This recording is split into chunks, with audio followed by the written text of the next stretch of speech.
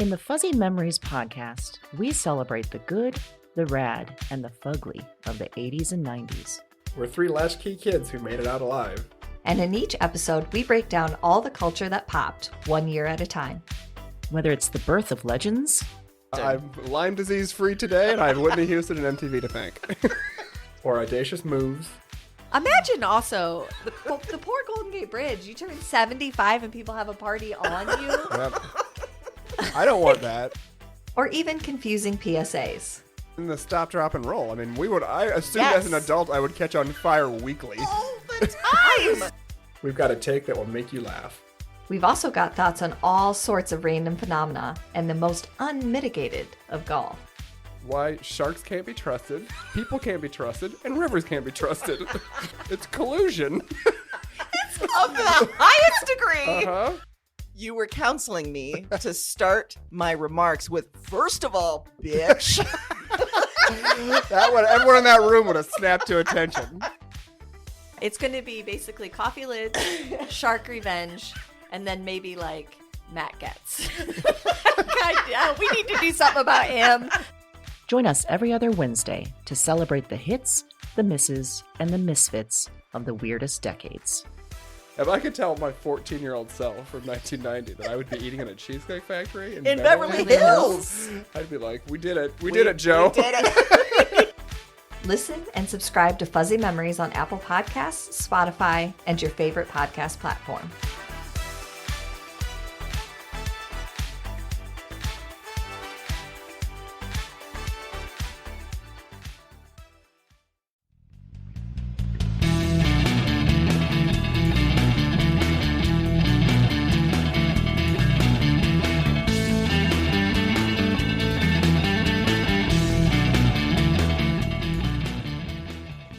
Hello, and welcome to Broads and Books, the podcast with one unique theme, 4 handpicked book recommendations, and 2 broads. I'm Amy. And I'm Erin, and this is episode number 21. I'm not crying, you're crying. No, I'm not crying. You're crying. No, you are crying. You're the one that's I'm not crying. Okay, we're both crying. So this week is all about the books that, whether we want it to happen or not, they make us cry. Yeah. They make us give, some good tears. Good tear jerkers. And sometimes you want that. And sometimes you need it. Sometimes you need it. Yeah. So, hey, if you're in need of a good cry, we've got some picks for you. I'll do my best not to cry during this episode. We won't cry during this. No. Cry tears. I mean, we joy. regularly cry tears of joy while recording. That's true. Yeah. Yes. Yep. That is very, very true. So speaking of crying at things, would you say that you cry more at TV, movies, or books? I'm going to say TV because of the extended episode reach of things. Okay. You get to know characters very well. You feel very invested in characters. Okay. I'm thinking Veronica Mars. I'm thinking Buffy the Vampire Slayer. Right. These are all my personal best friends. So when things happen to them, I get teary. You feel like it's happening to you? Yes. So you are very empathetic with TV characters. Well, certain TV characters. Some of them are just asses I don't want anything to do with. Right. And I have no tears for you. Okay. Yeah. All right. I like it. I like it a lot. You know what else I cry at very easily? Star Wars trailers. The trailers for the new Star Wars movies. I hear the music. I see the scroll start happening. Just tears of joy. Coming down my face. Excited. So during the Star Wars movie that comes from that trailer, Yes. do you cry during the movie? For sure. Okay. Yes. So it's not just specifically the trailer. Okay. It is both. Okay. And it's not even necessarily what I'm watching. It's what, remembering me as a child and my deep love for these movies and watching them at least 100 times on VHS. Sure. Okay. So all of it just comes out of my eyes, Erin. It makes sense. Yeah. So, Erin, what was the first book or movie that you cried to that you can remember? I can specifically, and there might have been one before this, but I have a very vivid memory of when Free Willy came out, the first movie. Oh, okay. Okay. And I have a very specific memory of the lights coming up, and I'm still in the chair, just can't get it together, sobbing. Wow. How old were you, do you think? Oh, gosh. It had to be grade school. Yeah. Because the first one, because I remember then learning the theme song in my piano lessons, and it's the only thing I still remember on the piano. Oh my goodness. This day, I can play the Free Willy theme song. When you play the Free Willy song on the piano, do you cry? I feel like it could tug there. You It could tug get there. If you just kept going, if you really let yourself, yeah, you if I could get just into let that. myself feel it. Mhm. Yeah. Mm. Yeah. Mm-hmm. Yeah. Okay. Yeah. Wow. Well, now I know where to go. Yeah. It was. If I really want to get a reaction out of you. Yeah, it's deep. It's deep. See the picture, the poster, and I'm like, oh, wow, we're in it. Okay. I don't even think I remember that movie. I'm sure I saw it, but Yeah. I was a cold-hearted young child, apparently. Yes. Yeah. I couldn't get it together in a weird way. I mean, like lights are up and you're still crying. Like, what happened to you during the movie? My Like, parents are like, what? why are you this Yeah. upset? You don't have a whale. We didn't send the whale to the farm upstate. What happened? Why are you this upset? You weren't even this sad when Grandma died. No, I'm just kidding. Just kidding. I will be honest, like, I am far more touched by animal issues in movies and books than any humans.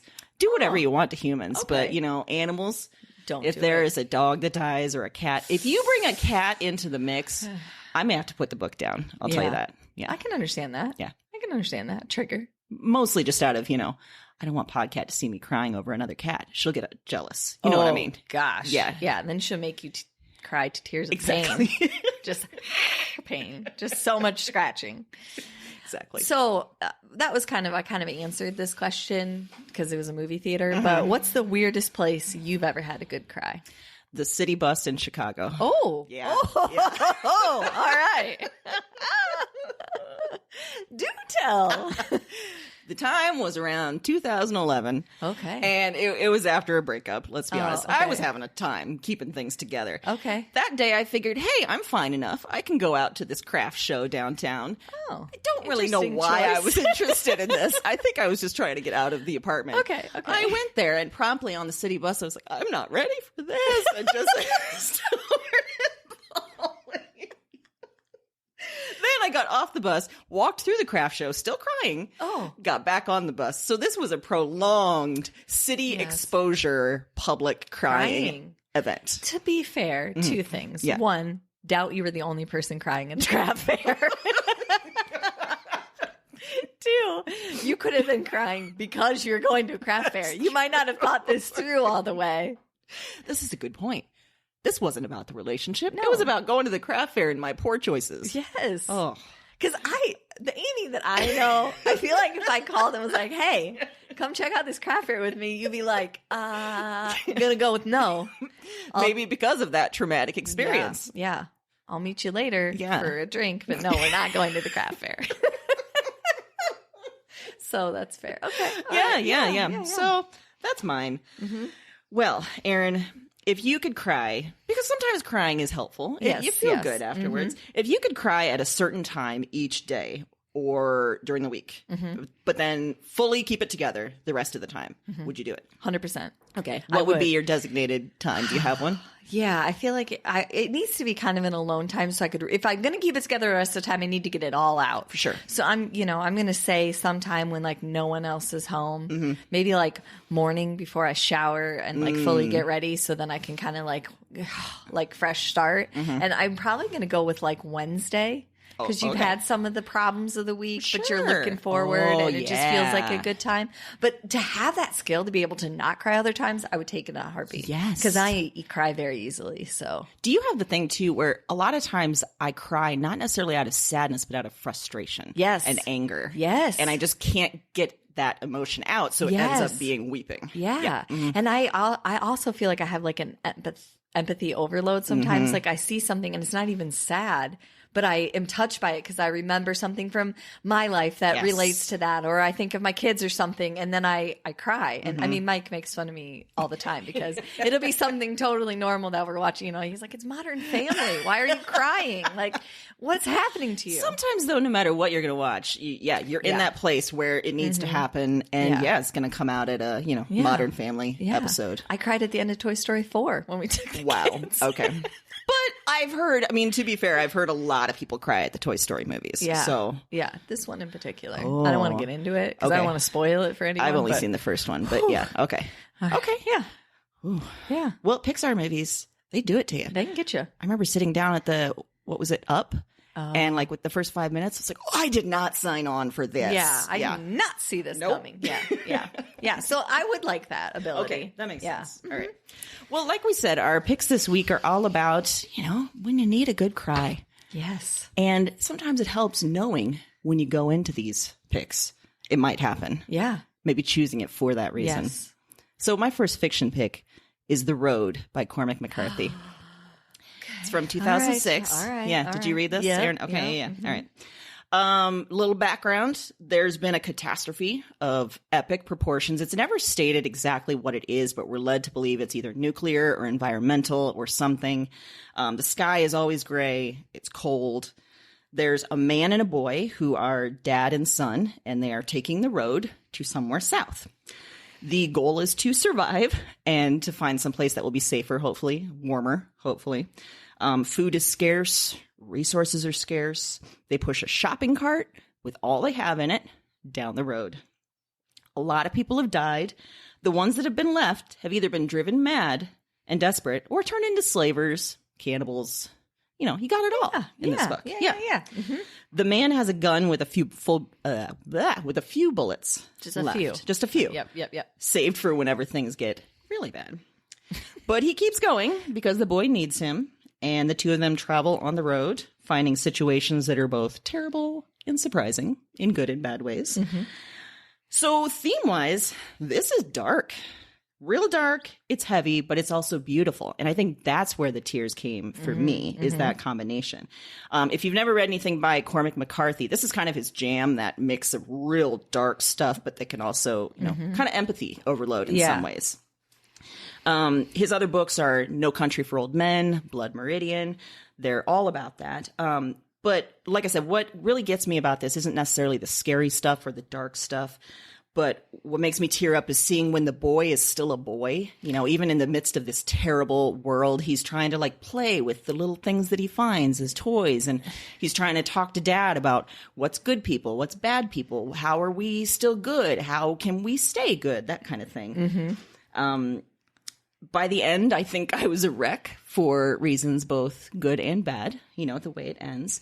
And what gets me even more is knowing that McCarthy has talked in previous interviews about he had a son, or he has a son, but he had the son at a fairly later stage in life. And by that point, when he had the son, suddenly he started feeling very vulnerable in a lot of ways because of his love for the son. So in some ways, he wrote this book as a way of showing that, as a way of working that out, that love for his son. I don't know about you. There is a movie. And it has Viggo Mortensen, who's wonderful. Yes. The movie's great. I recommend the book. I haven't seen the movie, okay. so. Yeah, I think maybe the movie, it focuses too much on the visuals and some of the plot points and everything, whereas the book, you really get into the man's head. You get into, you see the dynamic between the man and the boy. It's really affecting that way. And, if you needed a good cry about humanity, this is going to do it for you. Yeah. You read it. What'd you think? I concur wholeheartedly. Okay. Yeah. And for me, a trigger is often the children. I mean, there's times I can't even read a book. Like if a child dies, it's very difficult for me. That's a trigger. But I would agree that I didn't see the movie on purpose because I felt like there was just no way to capture. I just couldn't figure that out. There's just some books that pull on that emotion so much that I don't know how visually you would make that happen. Yeah. It's just something you almost have to feel when you're reading it and kind of taking it in a quiet place. Yes. And not visually looking at something. Because I think when we visually see things, oftentimes we miss nuance because there's so much to look at. So. Yeah. And I think so much of the story is about what's going on in the man's head and how he loves his boy and how he's trying so hard to come to a way of taking care of his boy in this new scary world. Yeah. And what he needs to do to be able to do that. For sure. It's tough. It is tough. But it's really beautiful too. Like I said, I mean, even on a sentence level, Jesus, there's so many times I would stop and just okay, well, I'm done writing because, that was an amazing line. Can't do it better than this. Okay. is true. Yeah. So, get some tears out. All right. Well, my fiction pick this week is called The Invention of Wings by Sue Monk Kidd. This is a historical novel. It was published in 2014.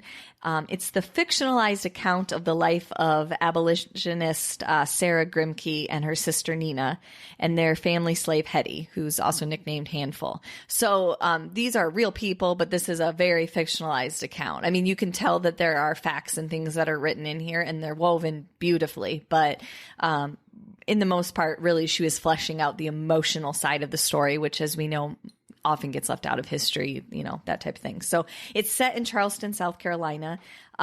It mainly follows Sarah, who at a very, very young age sees brutality to slaves on the farm where she lives with her family. And she's so affected by this that she develops a stutter and has that for a large portion of her life because of witnessing this brutality. But that's so, burned into her brain. And that was basically all it took for her to understand that it's like something's not right. Wow. This deep emotion that I feel about this tells me that something's wrong, even though, she's growing up in a family where that's to the point that at age 11, she's actually given the slave Hetty, who's only 10. I mean, they're not, that much different age, but they end up forging this amazing friendship, which is the basis for the rest of the book. You're following both of their life paths and Sarah's attempts to help her out, Hetty's times that she has to step in and help Sarah. It's beautiful. It's wonderful. It's a great way to take in some of the history of that time, but also get a very personalized story. I feel like I cried from beginning to end. I mean, I just felt like the whole time I read it, I was crying. Like nonstop crying. To be fair, it came out in like January 2014, and Mason was born in March 2014. Okay, so I think there was some emotion packed into it, but I can't promise that if I read it now, the same reaction would happen. Yeah, because you're just the story, their relationship. They're working so hard to abolish slavery and the things that they go through, and the disappointment Sarah sees from her family. And what was really interesting to me is that it's this book about freedom, and it's just as much about Sarah's freedom as it is Hetty's, because in a lot of ways, even though Hetty's the slave, Sarah's almost more bound by family relationships and traditions and issues that she can't escape. It's almost harder for her to forge this path of, no, this isn't right in the face of her whole family than it is for Hetty, who in her private time is surrounded by other people who also believe that. So very interesting way to write that and put that in there. It's also, there is a lot about the women's rights movement too, because they both were a big part of that. Together. Yeah. And so that's very interesting, kind of the, origin of some of that.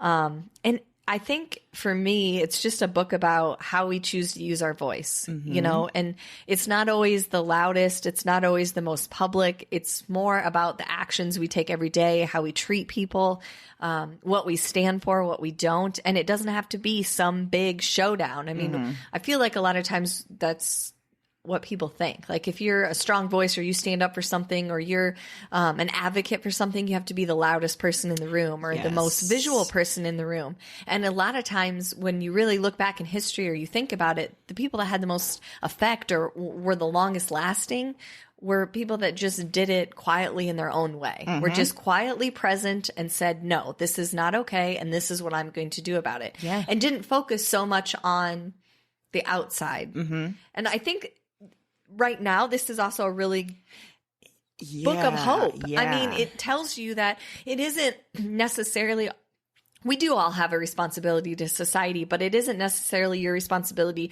to get everyone to think and do everything like you. Yes. It's important to act and do with what's in your control and say, I'm going to do this, and know that that makes a difference. Because when you don't recognize that, that's when people say, well, it doesn't matter what I do. I don't care. I'm not going to do it. So, and that leads to hopelessness. And so then, that's interesting. There are a lot of parallels to, I feel like what's happening right now, where there is like a lack of control or a lack of, feeling like we have control. Yeah. And it's easy to get wrapped up in that. I mean, about a whole host of issues. To say, well, I can't do anything, that's how I feel, but whatever, I'm not going to do anything about it. Because what difference does it make? Right. This one little thing doesn't make a difference. And, we hear that in a bunch of cheesy ways, but the reality is, reading something like this, I felt like really hit that in a in a really accessible, important note of, no, there's hope, and just taking action and just knowing yourself that I don't stand for that. So that's why I do this. And one-on-one scenarios can be just as important. Yeah. Wow. Yeah. So great book. But yes, very emotional. So many emotional things that just so much sobbing. And I would lend you my copy, but it is just tear soaked. I think I'll get my own. Just That's fine. wet. Yep. Still drying out 5 years later. Just a mess.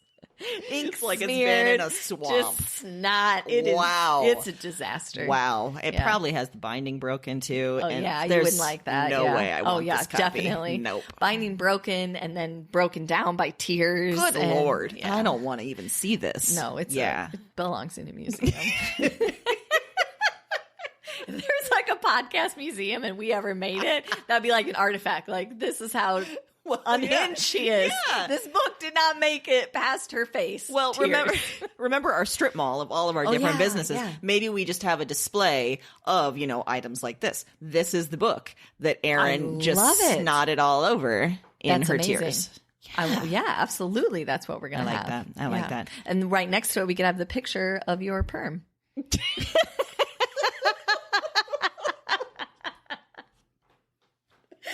Wait, is that for my own crying purposes or for everyone to enjoy a For cry? everyone, I just feel like if someone wants to see another artifact, that's a good one. That's going to Yeah. be up on the top of everyone's Also, list. we're talking about empathy overload. I'm sure many people had bad perms like that, Yes. so they're going to look at it and be like, "Oh dear God, I remember this. Yeah. I'm going to cry for myself in my yeah. adolescence." Yeah, Yeah, I agree.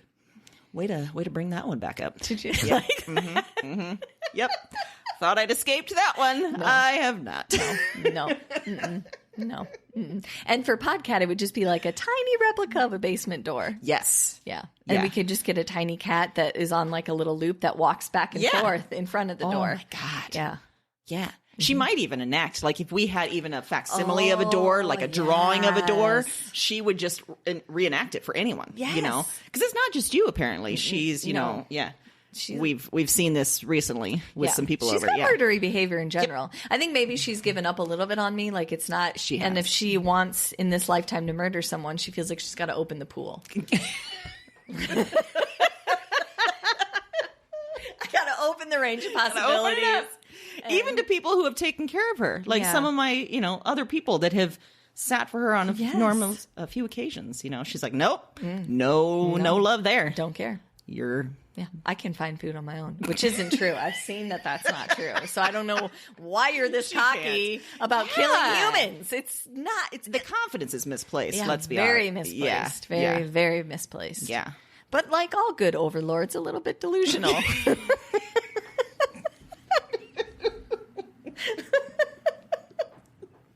Now I'm picturing her as like some long emperor name, like a royal name, because she's an overlord. Yes. Yeah. Ooh.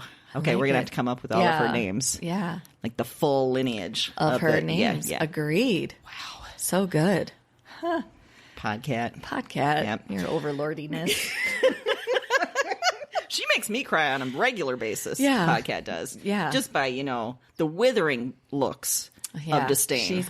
She makes me too, but that's just because my eyes swell and That's true. then liquid comes out to try and save itself from the allergy. Maybe that's why she likes you so much and wants to murder you, because she sees she has an effect on you. Yeah. She's like, that one is weak. I can get at her. Yeah. She's like, I knew it right when my specific allergens triggered. You were the one. I'm her kryptonite. Yeah. Yes. I found the perfect specimen. If only she knew how much we talk about her on this podcast. Right? She has no idea. She's not even God. in the room. Yeah. Yeah. Thank All right. God. All right. Well, moving on to our Yes. other genre What's your picks. nonfiction pick? Well, I've got a memoir for us, a relatively new one. I think it just came out a couple months ago. It's called Long Live the Tribe of Fatherless Girls by Takira Madden. I have not heard of this. Ooh, you're going to like this one. Okay, Yeah. okay. So we start in Florida with one of Takira's first memories, where she's living in an apartment with her mother, waiting for her dad, who is married to someone else. Okay. So some very vivid memories there. And we start seeing moments from her youth where they're just scraping by, she and her mom, trying to survive as the dad's second family. And then it shifts where dad marries mom. And so now suddenly they're very wealthy because he's very wealthy. So she's a girl growing up with all of the pain and trauma that can involve as a young girl. But adding to that is the changing money situation, her parents both being drug addicts, her mixed race heritage. She's Chinese, Hawaiian, white, and Jewish. And her queer coming of age. There's a lot of things happening here. Yeah. Plus, as the book goes on, there's some deep, dark family secrets that start coming out. One of which, her uncles, including Steve Madden, Shoe Emperor guy, get involved in some illicit activity tied to the guy from The Wolf of Wall Street. Now I remember. Okay, now I remember you talking about this. She even has a memory where she writes about it, where she's hearing, I forget the terminology, but some of her uncles are making the calls of the fake stocks and all that kind of stuff. Like, it's all tied in there. To Jordan Belfort. I couldn't remember his last name. Yeah. Her mom and dad are also fighting viciously, but they love each other fiercely at the same time. They're tearing themselves up with drugs. It's a real bad situation. And she discovers there's more family she didn't know about. Yeah.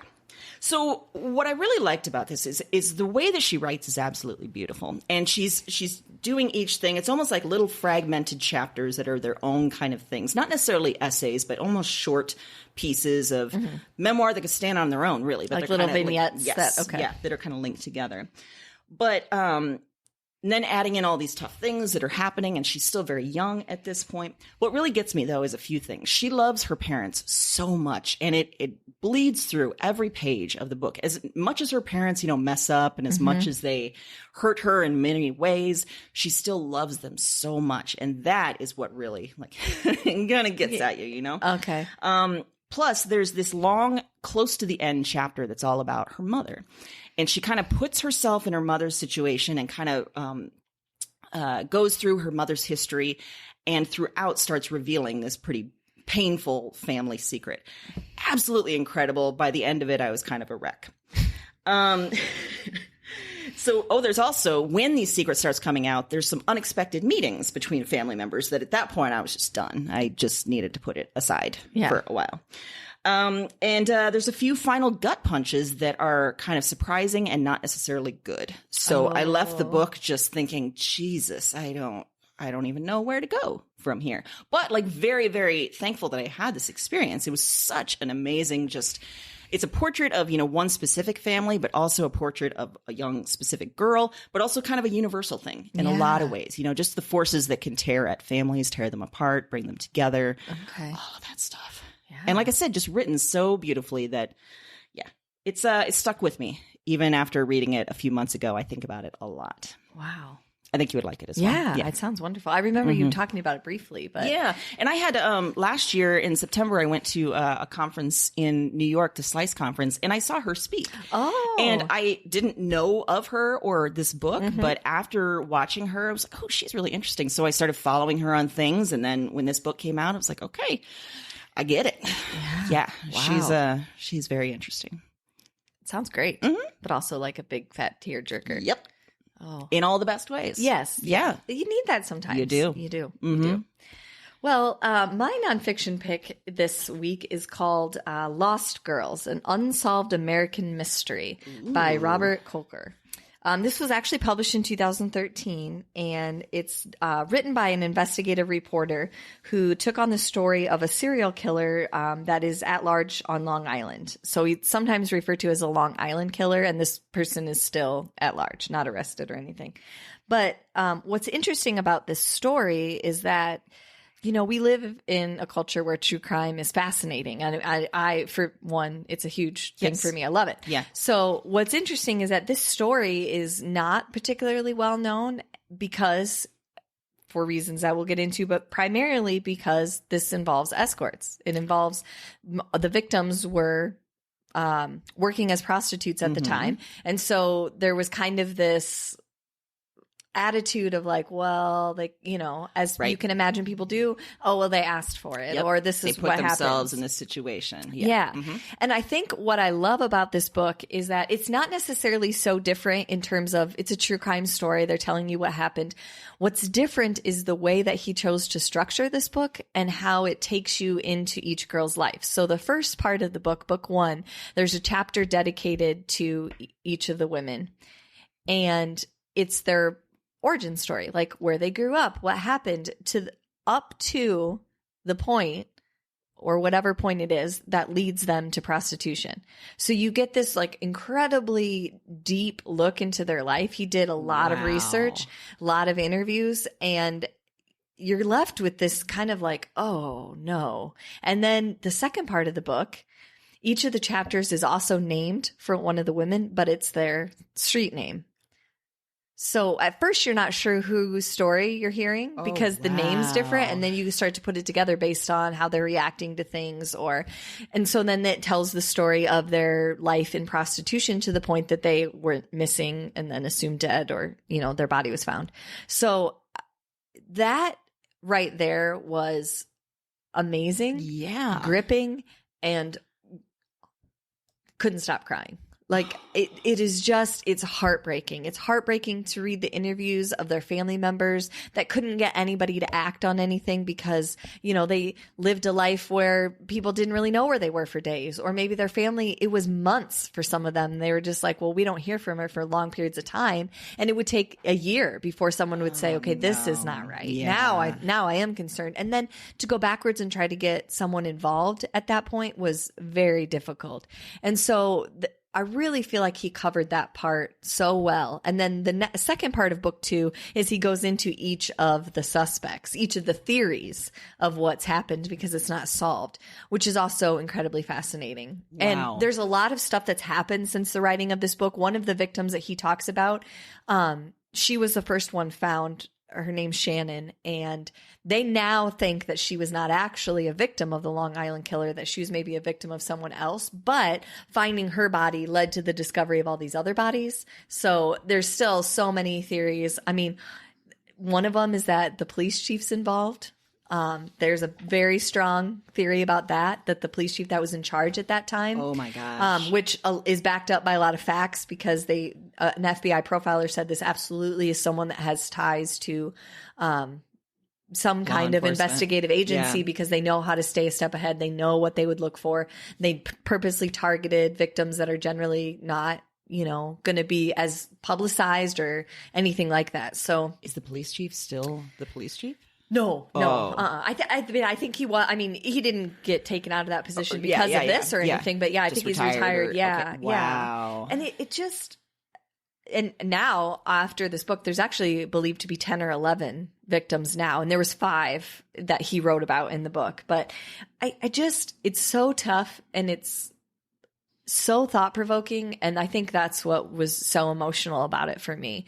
And the decision to do the structure that way was in and of itself, before even reading a word, was kind of like caught your breath. Like, oh, now I understand what you're doing. And this is, you know, you're kind of showing the two lives, but you're showing right where they meet. Yeah. And you're then humanizing these women that yes. are often dehumanized. Yeah. Yes. And to the point that you're like, well, how is someone not listening? Even though, you know, logically you could say for some of it, it is difficult on the police to get a report of a missing person that the last time anyone saw them was a year and a half ago. So where do you even start? Or people, you know, in this particular lifestyle that maybe aren't letting people know where they're going or where do they begin? You know, there's no trail, there's no appointment book to go back to and say, oh, they saw this person on this date, Right. you know. So you see it from both sides, but the effectiveness of making the victims, giving them such an important part and making you feel for them was so great. Wow. In terms of a true crime book, it was that part I just thought was amazing. I wish more would be like that, because then it feels like it accomplishes a number of things. It's really good reading in that you're, you know, reading these characters, but yeah, it's making this not necessarily just something you can scoff at or say, oh, too bad for them. And that's something I think that in this genre that's happening is that they are kind of having to up their game a little bit, because there have been so many true crime books written that are so beautifully written and that do such a great job with interviews and tying in a narrative that it doesn't cut it anymore to write a true crime book that's just the facts and here's the case, because nobody wants that. Nobody wants that. With, you know, serialized television and podcasts and things, we can get that somewhere else. Yes. So if I'm going to read it, I want this emotional tie-in. I want to feel like this is something different, and he really did that well, I think. And it's a beautiful tribute to them in a way, but also it's a gut punch in the fact that this guy, you know, is still out there and nothing's been done about it. In some cases, they don't have, you know, they're assuming that some of the victims are because they haven't found the body yet, you know. So many times that you just feel for the victims, for the families, for everyone working it, you know, that is so frustrated by not being able to get any progress. Yeah. So It's interesting what you said, that it feels like they're sort of upping the game. And I can tell that just by some of the true crime podcasts that you've recommended or that I've found on my own, because you do get that personal stuff. You hear their voices, you hear like what's happening in a different way. Yeah. I could see that being a huge influence on true crime books. Yeah, it is. And I think that's a great thing. I think it's a really interesting, I think it's worked the opposite way too. Like we've talked about for TV and movies, like you mentioned at the top about, you know, the progression of TV being able to be so much longer. I think that TV producers, movie producers have realized that a lot of books are automatically make great because they just pull all that stuff right over. Yep. And you know, I think that's been an interesting turn of events in the publishing industry. But yeah. Whew. Yeah, it sounds really good, but man. It's a lot of gut punches. I'm not going to lie. It took me a long time to get through it. Really? Yeah. And I mean, sometimes it does for nonfiction just because that's usually a book that maybe I read a little bit and read something else, read a little bit.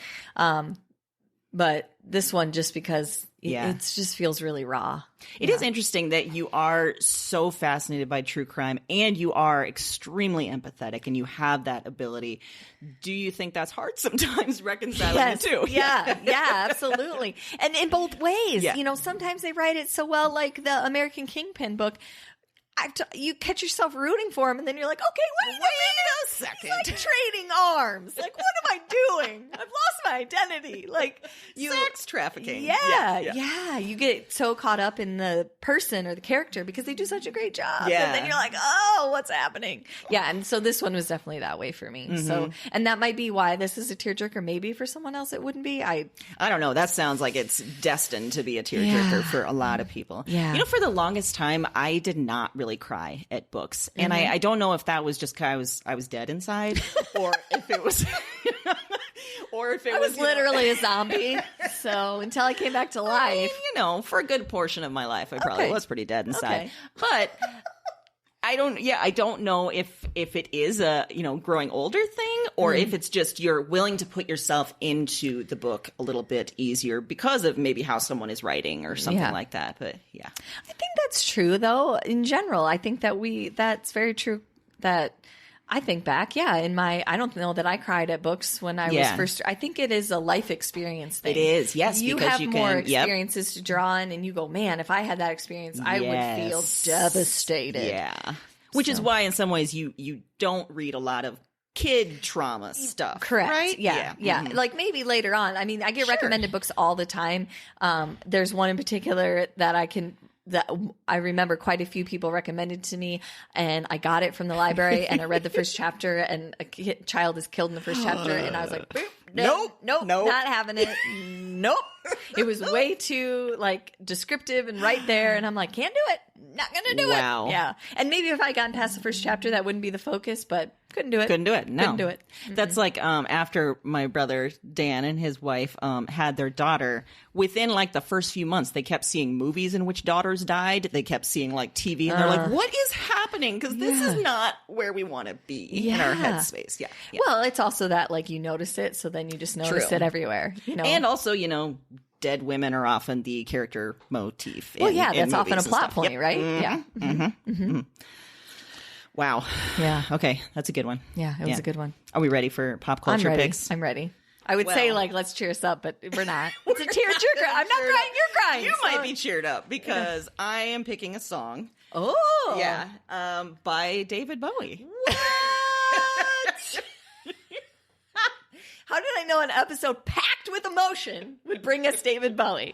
How did I know? Literally, when I was putting this together, I was counting how long has it been since I've mentioned David Bowie. Is this fine? Is this okay? I think it's been 5 episodes or so. So I'm okay, right? Yeah. Okay, yeah. Again, these are your own arbitrary boundaries. I'm giving you no boundaries on your David Bowie I'm love. putting them on myself because I don't want to be so psycho. Even though I am, I want to pretend to not be. Okay. You know? That's helping wanna- you in some way? yes, okay. yes. All right. Then I wanna- will participate in Okay. these weird boundaries if that helps you. Yes, it's been 5 episodes. You can I do can it. do it Yeah, now? yep. Great. Yes. Well, my song is called Heroes Ooh. by David Bowie. Okay.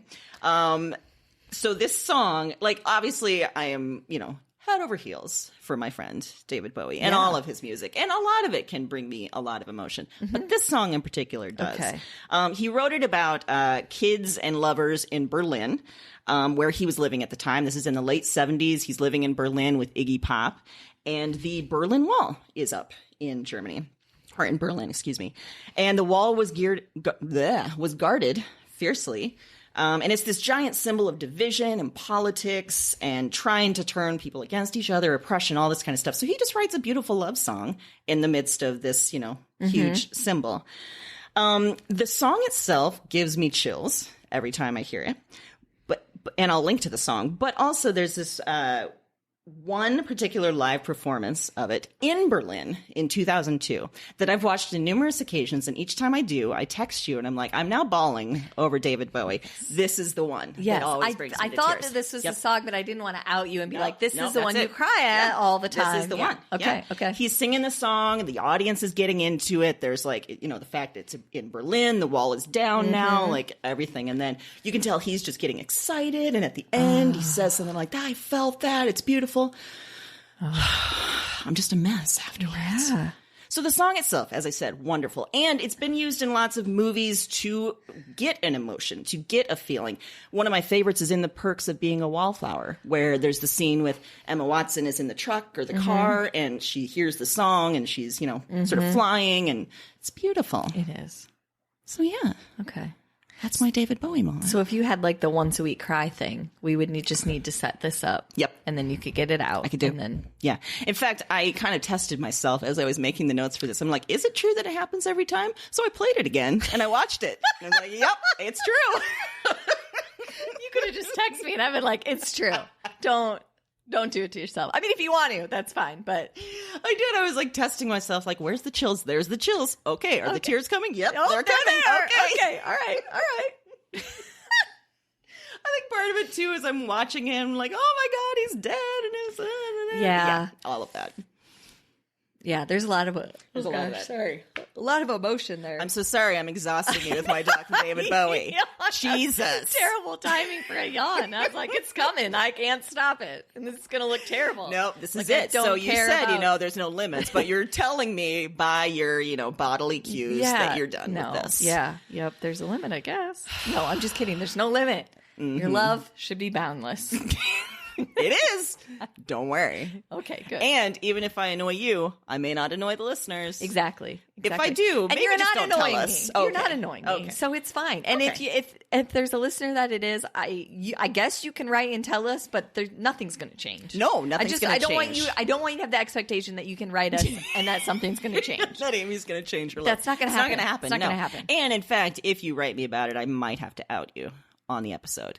Oh, Be yeah, like, probably. listen, Yeah, listen. You don't understand our relationship. What you're asking for, if you do that, if you write in and say you want Amy to talk about David Bowie less, you are automatically signing up for a master class of Yes, you David are. Bowie I with will Amy. oh boy. I will talk to you about David Robert Jones, aka David Bowie. Exactly. You think she's joking? I'm not. Let's not test it. I'm not Yeah. at all. Let's not test that theory, everyone. So the song is Heroes. That's a good pick. It'll bring tears to your eyes. It's a good pick. I picked a documentary, and this is kind of hearkening back to the first thing that made me cry, Free Willy. Oh. It's called Blackfish. Oh no. Yeah. I never saw this because I knew it would put me in a bad place. It will put you in a bad place. Okay. So this follows Tilikum, the killer whale that was kept in captivity and then famously killed several people. Many of his trainers, that trainers, type yeah. of thing. Yeah. Focuses a lot on SeaWorld. This was released in 2013. The whale actually died in 2017. But he was captured in 1983, and they assume he was around 2 years old at that point. So he basically lived his whole life in captivity, which is essentially a concrete cage. Yeah. And you just... there is a lot of really, really horrific imagery in this documentary. So it is very much a tearjerker. It is very hard to watch, but it is also incredibly important. And to me, it's such a bigger message. Maybe, killer whales aren't like your pet cause. I get that. But really what we're talking about here is a bigger environmental issue, a bigger issue about nature, how we as the human race treat it, how we want to preserve it. So I think that there's a much bigger message there that they really dig in and get deep with this particular issue. And in fact, this documentary is credited with SeaWorld changing some of its breeding policies, some of its training policies, all those things, because they really had to look at it and say, yeah, if we're purporting to, supposedly their, mission is to help people appreciate this type of life. And in order to do that, they're turning him into something different. So, incredibly powerful. It is haunting. It is horrible and beautiful at the same time. So it's tough. I'm not going to lie. I cried. Throughout the whole thing? Pretty much, yeah. Pretty much, yeah. Just pretty much straight tears. Yeah. I knew I wouldn't be able to do it. Like I said before, it's the animal thing. You know, humans, you can do a lot to humans. But yeah, once animals get involved, it's pretty rough. Yeah. Yeah. The message I love, and I love the idea that it's the coolest thing about a documentary, right? Because that's the idea is like, oh, we want to change someone's thought process. And it kind of goes to what we were talking about earlier on the one-on-one effect. They put this out, they saw it, they just wanted people to know, but then it had this tremendous ripple where people boycotted SeaWorld, significant attendance difference after this documentary came out, to the point that SeaWorld had to react and do something about it. And that is a credit to this day and age that we can get these types of mediums out there and get people on board and have, that's a group of people, all of those individuals deciding not to go had this huge impact. So yeah, it's pretty great. It is. It is great. It's terrible and great at the same time. It's rough. God, I kind of want to cry right now. I know. I think about Free Willy. Now I'm thinking about Tilly and the whole thing. I can hear the Free Willy theme song in my head. And then that's its whole other thing, because I watched the Michael Jackson documentary and now I feel weird about liking that song. So everything in my head is just, there's nowhere to go that isn't sad. I can't get out of this tear cage. The glass case of emotion. Yeah, I just feel like, I feel like I am in captivity in a cage crying and everyone's watching. That's what it feels like. Mike's outside just watching you like, oh God, Lord. Again. Throwing Kleenex over the top. Get it together. What are we having for dinner? When are you coming out of there? I ordered a pizza. Fend for yourselves while I cry this out. Yeah. Oh, boy. Yeah. Well, I think we picked some good tearjerkers. We did. Yeah. I don't know. Heavy. It's gonna take a while for me to recover after this. Yeah. But guess what? We'll be back next Wednesday. And in the meantime, you can head to our website, broadsandbooks.com, check out all the recommendations we've made, and lots of other things too. Yeah. You on our website can find some amazing bonus material. You can hear us interview each other. You can hear us take quizzes. You can even find a set of rules for road trips. Sure can. And a playlist, which contains David Bowie. Sure does. I had to get that in there. I would expect nothing less.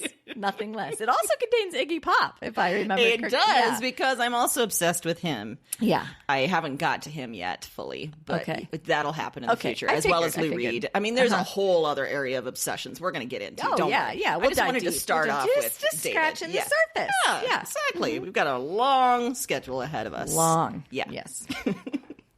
But after you listen to me talk about David Bowie again, and you're like, God, I love her talking about David Bowie. Which you know you do. Yes, and I love Erin talking about all the things that are going to make me cry. Give us a review. Yes. Tell us that. Tell us how amazing it is that we just get you. Yes. We get you, and you love us as a result. Yes. Or here's another thing you could do, which we love just as much. Yes. You got a great idea. You're like, hey, you haven't talked about this type of book. Or, hey, I've got a great theme idea. Or, hey, do you know this David Bowie album? Duh. Exactly. Yeah. Yeah. I mean, the answer is yes. Amy already knows it. But if you want to challenge her, that's fine. We'll play along, I guess. But whatever whatever those things are, get them to us. Let us know whether it's you thinking you know more about David Bowie or another thing you want to hear. Yeah, we're going to have a David Bowie off, like a dance off. You don't know what you're getting into. Yeah. Oh, God. Fictional listeners, stop it. Stop it. So you can find us to give us your great idea or to, tell us what you think about all this stuff on Facebook, Twitter, Instagram, or our website and our email. So simple. Happy reading.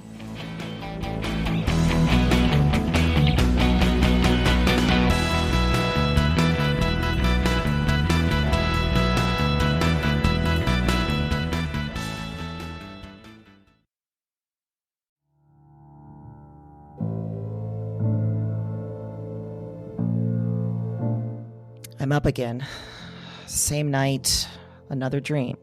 Before trying this recording thing, I didn't remember much of anything of these dreams.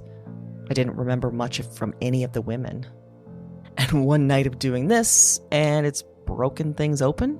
The dreams they're in me, and they're coming out of me, and... To me, I am not broken. I am the most whole, most real. Cause their despair. I wait for the word. Witch. Look at the mad woman in her cage. She was a woman with holes inside her. That was the heaviest factor, the final evidence, the heart of the issue. Somehow, you understand this. You hear me. Wherever you are, whatever this is, you... This isn't a dream journal anymore. It's not. It's just fact. Because now this is some sort of record. What are these dreams? Maybe there's a better question. Who are these women?